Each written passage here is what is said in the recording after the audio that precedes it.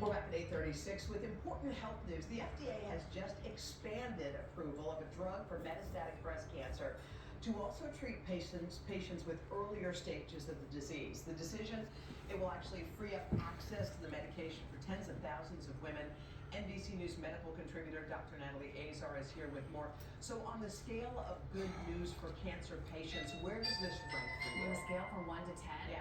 I call it a 10. Wow. For breast cancer. My goodness, anything that can prevent recurrence, this is a great tool in the toolbox. So this has been available to people with metastatic, but now they're expanding it. Yeah, so it was approved a couple of years ago for metastatic breast cancer. The FDA just expanded approval to now include women with stage 2 or stage 3, what's called HR positive, HER2 negative. Those are earlier stage. That's when the breast cancer has not traveled beyond the breast or local lymph nodes.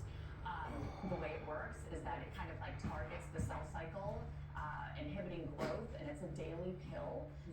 And the treatment duration is about 3 years. So you do the chemo, radiation, or whatever you need, and then It's that standard of care.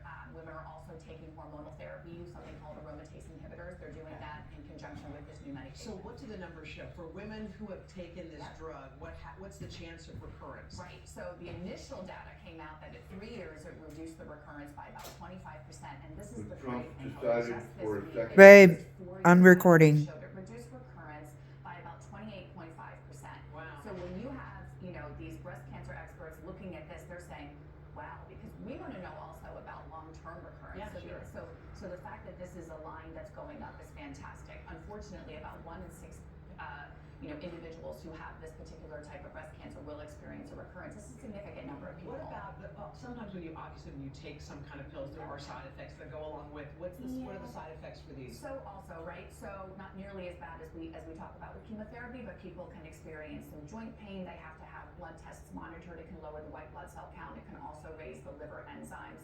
EKGs need to be done initially in the first couple of weeks of treatment. And it's expensive. The out-of-pocket cost, if your insurance doesn't cover it, it could be up to $300,000 to $400,000 for a full treatment course. Holy So, crap. What we always say, now that it's FDA approved, insurance companies are very, very, very likely to be compelled to cover this. Which Okay, is just so basically, if fantastic. they don't cover it, it's not accessible to anybody hardly. Probably, right, Okay. exactly. So you think insurance companies will step up? I absolutely think that they will. Okay, they should. All right. Great news, huh? Yeah, I'm glad to hear it. Dr. Azar, thank you.